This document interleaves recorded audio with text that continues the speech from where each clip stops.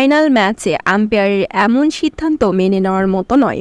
শেষ ওভারে ডেভিড মিলারের ক্যাচটা একটু জুম করলেই দেখা যায় সেটি 6 ছিল।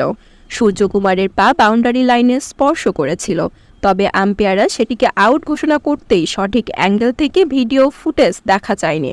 এটি আউট না হয়ে 6 হলে হয়তো ম্যাচের ফলাফল দক্ষিণ আফ্রিকার পক্ষে যেত।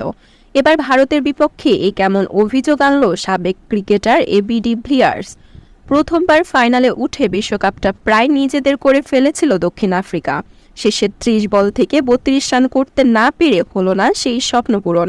তবে ম্যাচের আশা টিকেছিল শেষ ওভার পর্যন্ত। 20তম ওভারের প্রথম বলেই যখন ক্যাচ আউট হয়ে যায় ডেভিড মিলার, তখন সব স্বপ্ন ভেঙে যায় প্রোটিয়াদের। তবে এবার এবি ডিভিলিয়ার্স ফাঁস করলেন গোপন তথ্য। তিনি বলেন, আম্পায়াররা ম্যাচটি ভারতকে জিতিয়ে দিয়েছে।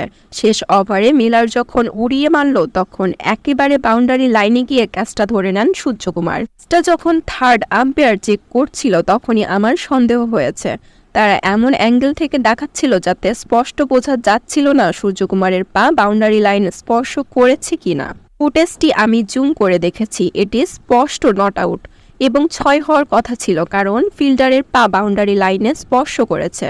তবে আম্পায়াররা সেটি নট আউট হিসেবে গণ্য করেছে। এটা আউট না হলে 6 হলে ফলাফল ভিন্ন কিছু হতে পারত।